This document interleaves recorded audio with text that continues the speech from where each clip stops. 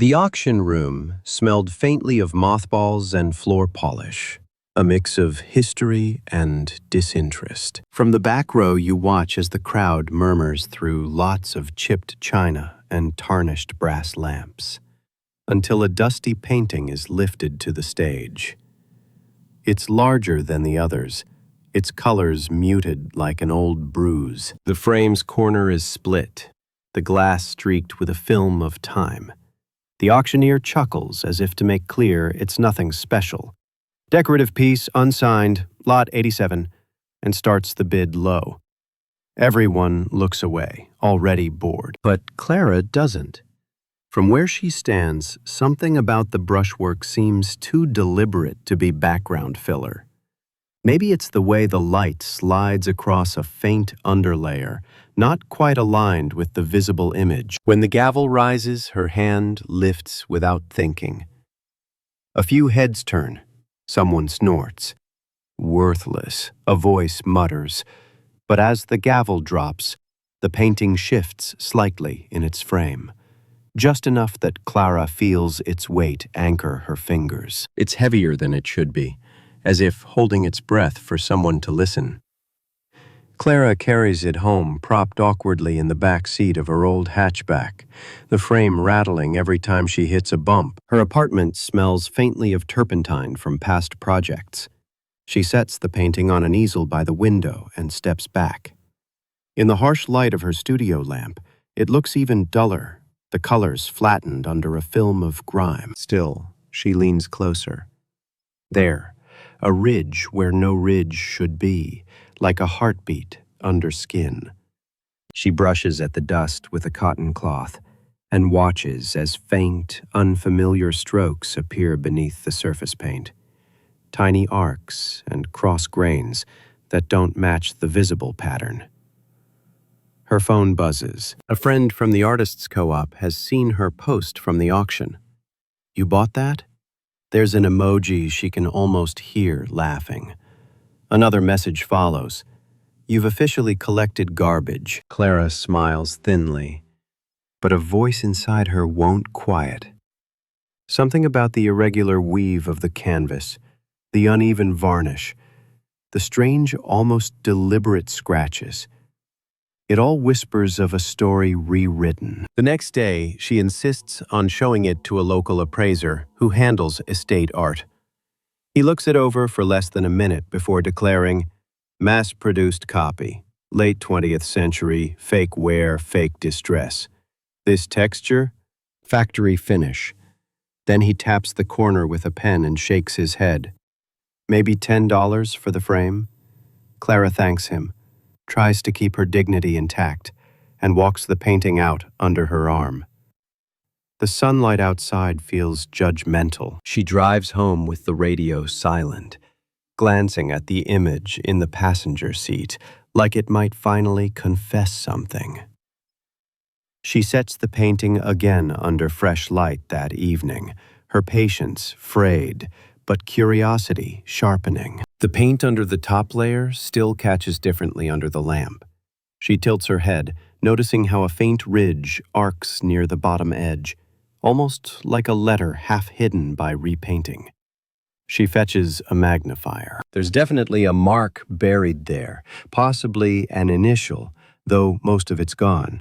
Just that half shape of a letter and a dot where a signature might have begun before being scraped off. That night, lying in bed, she can't stop thinking about why anyone would erase a signature, and why this image, a bland pastoral field, needed to hide something underneath. By the next afternoon, she's showing the painting to a friend who works at a gallery.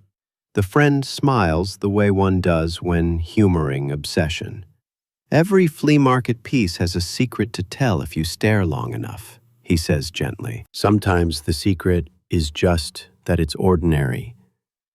But the comment doesn't dissuade her. It sharpens her resolve. She starts cleaning the surface with small amounts of conservation soap and distilled water. Not enough to harm it, just enough to remove a layer of dirt. As she works, fine flecks of dust drift into the light like old stories dissolving. The more she cleans, the more she realizes this painting refuses to behave like a copy. Factory-made art repeats patterns cleanly, mechanically. But here she finds inconsistencies, a brushstroke that doubles back, a texture that ripples where the paint thickened too much, a struggle within the work itself. These are signs of a person, not a machine. She spends the evening searching online for similar compositions, examining thousands of thumbnails. Nothing matches exactly, and yet she can't articulate what she expects to find, only that the emptiness in her search results feels like a clue in itself. Later that week, surrounded by unpaid bills and cold coffee, Clara weighs her options. She could sell it for a small sum to one of those antique stores that take pity purchases. Or she could keep digging, though she knows each day she spends chasing its secret adds to the list of days she can't afford. Her hands rest on the frame again. Even though the top image is lifeless, a faded field, a washed-out sky, there's something beneath that seems to press upward, a ghost trying to breathe through paint. She leans close enough to catch the faint scent of aged linseed and varnish. Something about that smell grounds her. She whispers quietly, "I know you're hiding something." No reply, of course, just the ticking of the clock behind her. But she feels a steady calm spread through her chest, the kind that arrives not with certainty, but with purpose. Maybe the painting has already done its part. It's caught her attention. And sometimes, that's all a mystery needs to keep living. As night settles outside her window, the painting seems to absorb the last of the daylight, trapping it beneath uneven varnish. She stands watching until her reflection merges with its surface. The line between art and self has blurred. Doubt lingers, but so does the quiet thrill that maybe she isn't wrong to believe. 8 days after the auction, she still hasn't told anyone she's keeping it. In her sketchbook, she begins notes, not drawings, but phrases. Hidden layer, signature gone, texture backs, why erased. Each word lights another path forward, as if the painting has woven her into its unfinished story. Yet a question gnaws beneath her excitement. What if she's fallen for coincidence? The world is full of things that look meaningful only because we want them to be. She mutters the thought out loud, watching her empty studio reflect back the golden light of her lamp. Then she looks again at the painting. Even now she could swear its surface shimmers differently, as if, beneath all the cynicism and scorn, something is waiting for her courage to keep going. The next evening stretches long and quiet. Rain taps against the windows, a rhythm for her restlessness. Clara sits cross-legged on the floor with the painting laid flat before her. She decides to change the backing, to clean what she can from behind. When she loosens the nails that hold the canvas in place, the wood creaks like a voice trying to warn her off. But curiosity, as always, speaks louder.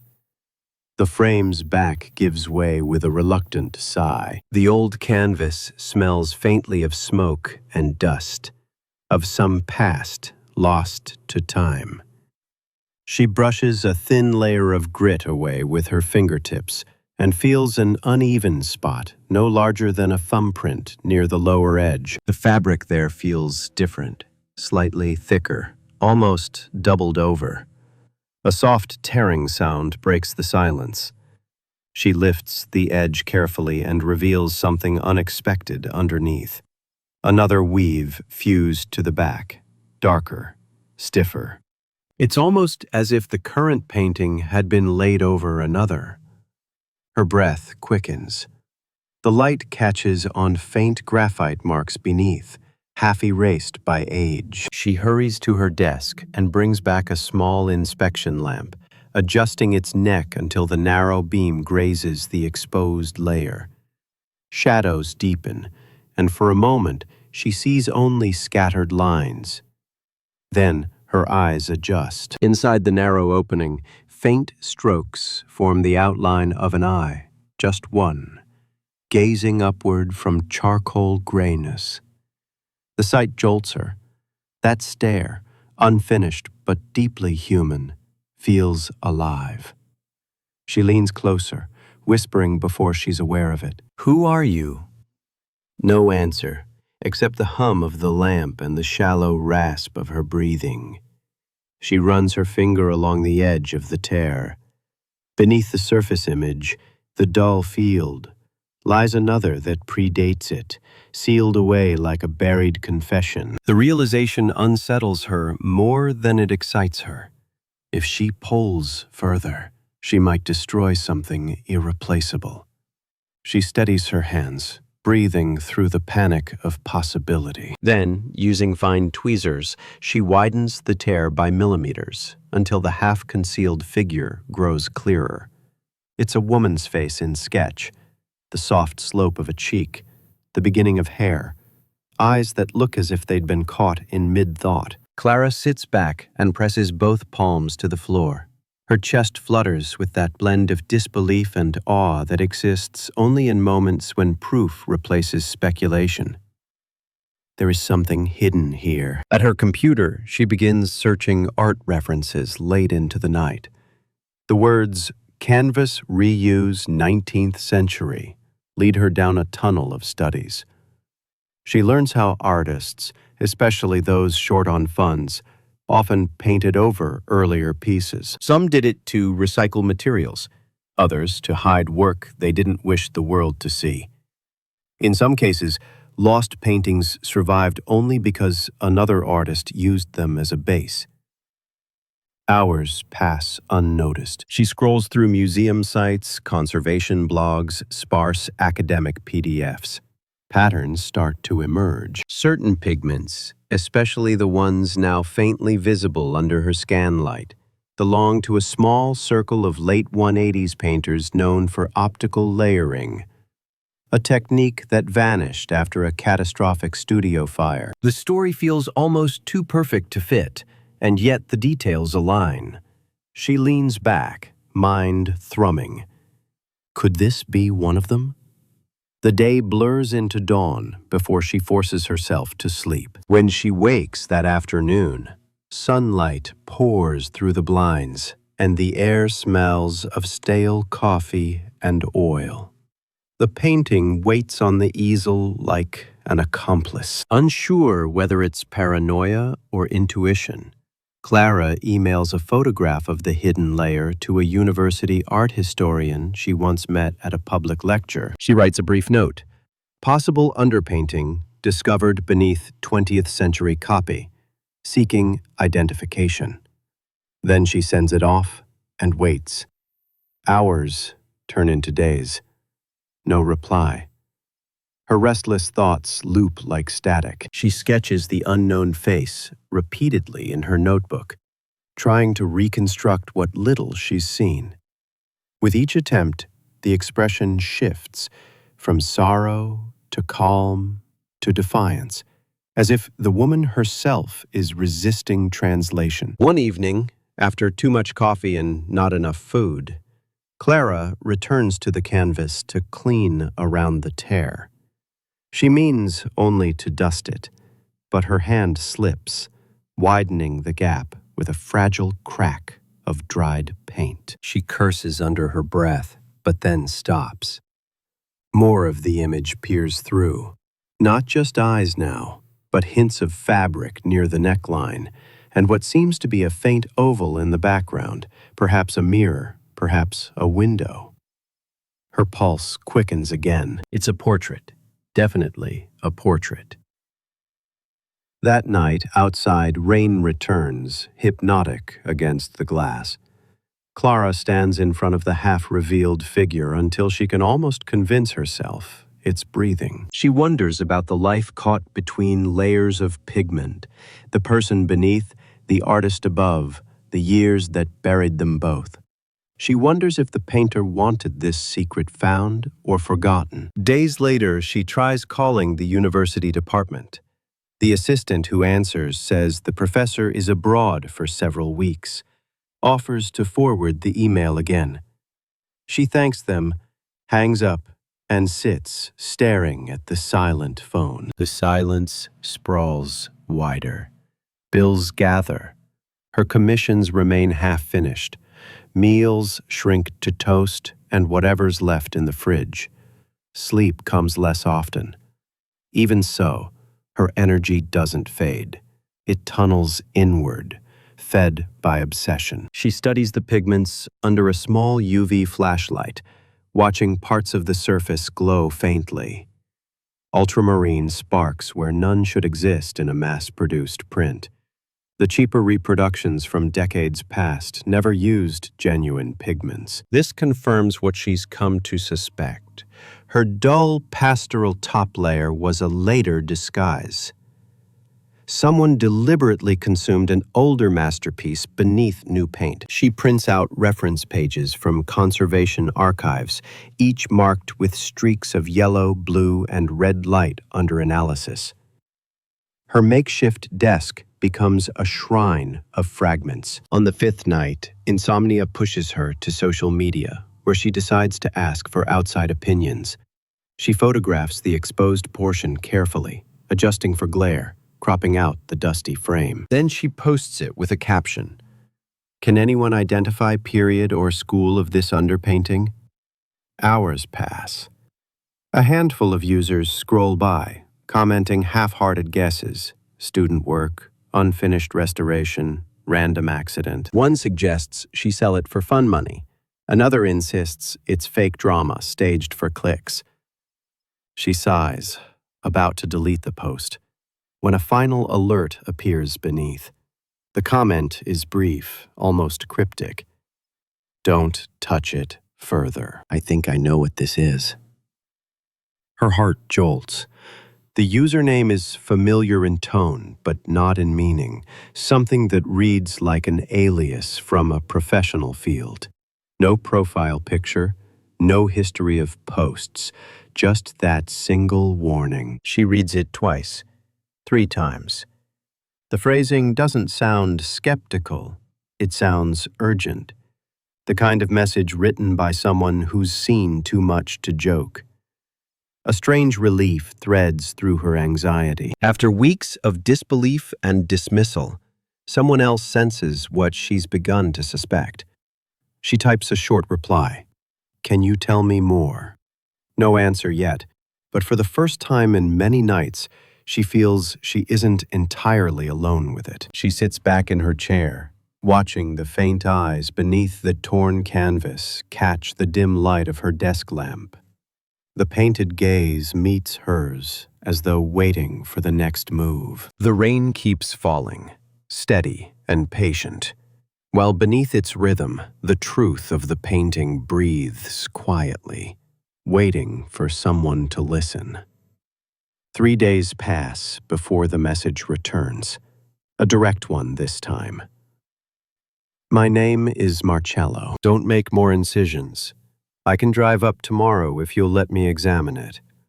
Clara rereads the words several times. A stranger offering help should worry her, but everything about his phrasing feels professional, measured rather than sensational. She answers simply, All right, I'll be here after 2. When the next afternoon arrives, the rain has cleared.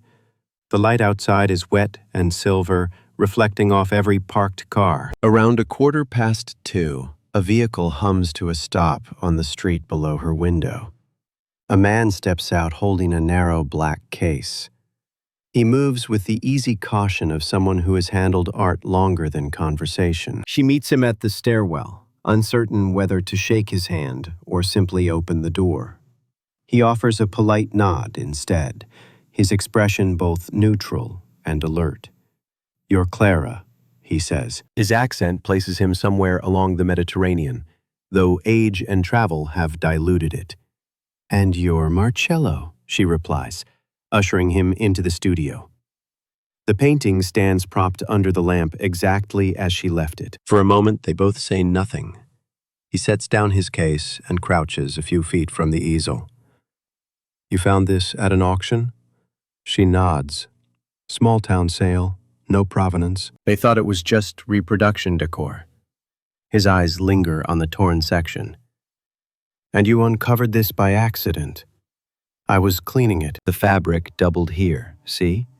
He leans close, but doesn't touch, watching the faint charcoal outlines beneath. A small breath escapes him, neither surprise nor satisfaction, just recognition. "You did well to stop when you did." He unclasps the case and draws out a small UV lamp, its handle wrapped in linen for grip. "Do you mind if I?" Clara gestures for him to proceed. When he switches it on, a violet glow spreads across the surface. The dull greens and ochres shift to ghostly blues, as if the painting itself exhales light. Invisible lines bloom, underpaint structures, invisible under daylight, curving around the torn portion like echoes of a body forgotten. Marcello murmurs, almost to himself, "I thought so." This surface is synthetic varnish, not original. Whoever repainted it was hiding something specific. "Do you know what, exactly?" she asks quietly. He moves the lamp, centimeter by centimeter, tracing patterns with his gaze. "Not yet, but there are markers. See these streaks near the edge? They fluoresce differently. That's genuine ultramarine mixed with linseed, a combination almost no 20th century copies used. The lower work predates the visible one by at least 100 years. He pauses, then adds, "You may have stumbled across a story we thought was gone." Clara folds her arms to steady herself. "What story?" He glances at her, thoughtful. "Have you heard of the lost atelier?" She shakes her head. He explains softly, as though telling a secret assigned to silence too long. Decades ago, an artists' collective somewhere in Europe burned after a series of catastrophic accidents. Most of their works vanished, some rumored to have been deliberately destroyed by the master himself before the fire reached the building. Scholars assumed only sketches survived. Every supposed painting turned out forged or copied. The work beneath her pastoral scene bears hallmarks of that vanished school. The layering, the mineral compounds, the distinctive violet underdraw. Clara listens, half in disbelief. Part of her wants to laugh from exhaustion. Part of her wants to cry. "So you think this is one of those?" "I think it could be," he replies evenly. "But authenticity is slippery. What matters first is preservation. The underlayer mustn't be exposed further without control. Moisture, heat, even breathing too close can shift pigment." His calm precision steadies her nerves. Yet another feeling works underneath. Fear, maybe. "If it is genuine," she says, "what does that even mean for me?" "I bought it for $20. He straightens, setting the lamp down carefully. "Then you hold more history than money. The market will care about value, yes, but scholars, the good ones, care about continuity." This painting survived extinction, perhaps through concealment. That alone makes it extraordinary. She watches the faintly glowing shapes fade back into darkness after he switches the lamp off. But people repainted over it. Why hide it instead of selling or saving? "Sometimes art carries danger," Marcello says quietly. "Political, personal, emotional.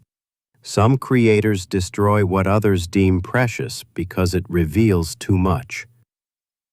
The idea sits heavy between them. Then he reaches for a clean cotton glove from his pocket and pulls it on. With his fingertips, he traces near the frame's corner.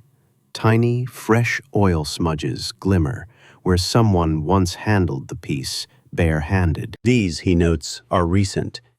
How recent? Within the last decade, maybe less. See the difference between hardened varnish and soft residue here? Someone not only repainted this, but also sealed it again later, trying to disguise age rather than restore. She swallows. You mean forged a forgery? In a sense, yes. But notice the effort. Whoever did it cared enough to keep it intact beneath. That suggests knowledge of what lay below and fear of exposure. He looks up at her. If we trace ownership, we might find who concealed it and why. The words trace ownership ignite new uncertainty. Wouldn't that put me in trouble if it's stolen? Not necessarily, he says. You purchased it publicly without deceit. Your position is of discovery, not theft. My concern is ensuring it's legally documented before rumors spread. Clara lets that sink in. For weeks, she wanted someone to take her seriously, and now that seriousness feels immense. What happens next? We test small pigment samples, he says. Send them for chemical analysis. Meanwhile, provenance research, auction ledgers, restoration records, any mention of the lost atelier. She nods slowly, torn between elation and dread. The painting glows faintly again under the fading daylight, a stubborn relic demanding justice. When he begins packing his instruments, the silence grows different from before, no longer filled with doubt, but with awareness of consequence. I can arrange transport to a controlled lab, he adds. If results confirm what I suspect, museums will want consultation. Clara hesitates. If it's worth something, wouldn't you want to share? His mouth curves into a brief, rueful smile. My reward is to bring ghosts back into light. Besides, I have reasons beyond profit for finding this one. What reasons? He looks at the hidden eye, half visible beneath the tear. Let's call it personal history. Someone close to me believed these works were gone. I promised if any resurfaced, I'd witness them. Her suspicion softens. Then maybe we're both meant to see it, she says quietly. He nods. Perhaps. But promise me one thing. Don't touch it again until we document it properly. I promise. As dusk creeps through the window, he gathers his tools and turns once more to the painting. The eye within seems to catch the faint last light, unblinking. Marcello switches off his lamp. Keep it covered tonight, he says. Tomorrow, truth begins. When the door closes behind him, Clara stands alone again, heart steady yet restless. The silence hums differently now, no longer disbelief, but waiting. The week begins with uncertainty, but also electricity in the air. Marcello calls early, his voice steady yet threaded with quiet excitement. The lab confirmed traces consistent with the lost atelier, he says. But there's a complication. Provenance records are incomplete. We'll need to investigate ownership before public disclosure. That word, ownership, turns in Clara's mind like a coin with two faces. She invites him back to the studio. When he arrives, he brings folders, each marked with precise handwriting. Together, they spread documents across her table. Faded photos, registry notes from defunct art houses, bits of correspondence rescued from archives. The story unfolds in fragments. They trace the last verified sale of a similar frame design to a collector who lived near the coast in the early 20th century. Among his belongings, a ledger mentions a portrait of the sister, painted by an unnamed student from the destroyed atelier. Then, silence. No further record, as though the piece dissolved from existence. Whoever the student was, Marcello muses, they escaped the fire with at least one canvas. He runs a finger down the brittle edge of the ledger copy. This line, retrieved under duress, suggests someone took it without consent. Perhaps guilt kept it hidden. Clara listens while sorting tiny slips of data, initials, addresses, shipping tags long erased. She feels as if she's piecing together not ownership, but confession. So the student might have saved this work or stolen it, Marcello says, but either way, they preserved it. The painter may have intended destruction, but creation survived in spite of intention. There's something poetic there. As the investigation deepens, Clara's isolation begins to fade. Her days fill with calls, questions, discoveries shared. Under Marcello's guidance, she feels the thrill of belonging to something larger than a solitary obsession. The painting is no longer just her curiosity. It's their collaborative responsibility. They locate an estate record linked to the names scratched into the frame's underside. The handwriting is faint, but Marcello recognizes the mark. A personal sigil used by apprentices from that lost school. The record lists few items, a violin case, sketches, a journal, but includes one cryptic note. The portrait rescued, but the subject will outlive us. What does that mean? Clara asks. He smiles faintly. I think it means the image was modeled after the master's sister, believed dead in the fire. If she lived, the portrait became her ghost in paint. Too dangerous to display, too sacred to discard. Later, as sunlight breaks through the blinds, Marcello tells her something he hadn't before. His own father had searched for surviving works years ago, convinced one was still hidden. He was an art restorer, Marcello says softly, and I used to sit by his bench, watching him wash color from the past. He died, never finding proof. So when your post appeared, the pigments, the technique, I thought maybe. His voice trails away. Clara studies him for a moment. So you came here not just for the painting? No, he admits, for what it means to finish what he started. Silence returns, tender and unforced. The painting glows beneath its cloth cover, light seeping through at the edges. What once felt like a burden now feels like a trust placed carefully in their hands. They decide, together, to remove the remaining disguise under controlled conditions. She prepares the workspace, filtered light, neutral humidity, gloves and brushes ready. Marcello documents every step with his camera, noting timestamps, texture readings, and chemical behaviors. When the first layer of false paint lifts under solvent, the hidden portrait begins to breathe. Color blooms slowly, crimson, ochre, and pale luminance forming a figure neither of them expected. The woman's eyes emerge first, clear and searching, followed by the faint outline of shoulders wrapped in a fabric too delicate for utility. Behind her, a halo of pigments suggests not holiness, but warmth, like a candle remembered. They stop frequently to let the air settle. Each moment of exposure feels like opening time itself. When at last the final streak of false varnish dissolves, the original portrait stands unveiled, fragile, yet irrefutable. It isn't just beautiful. It's haunted by gentleness. Every detail carries intentional restraint, as though the painter poured affection into each brushstroke, afraid the act might reveal too much. Clara feels an ache in her throat. She looks alive.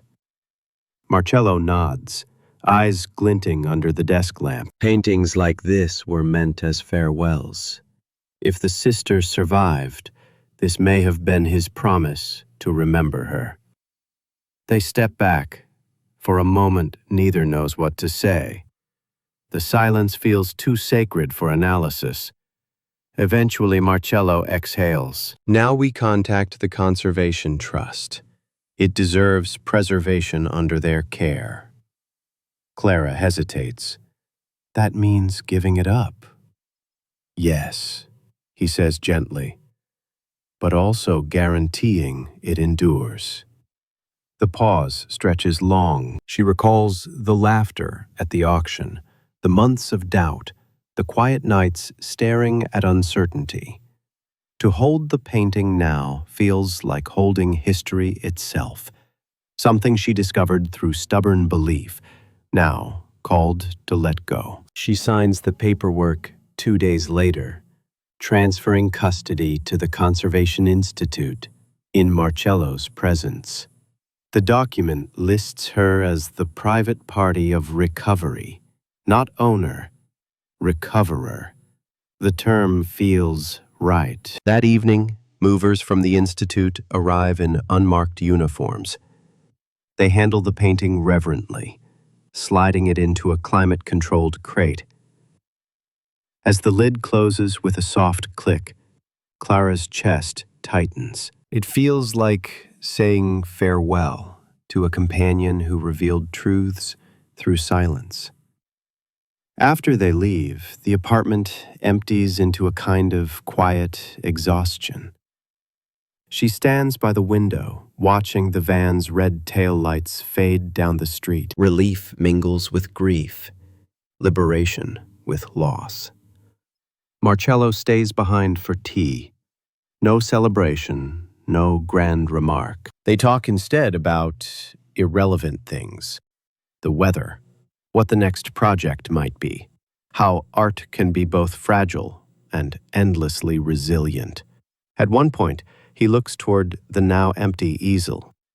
Do you miss it already? She nods. A little. But maybe it was never mine to keep.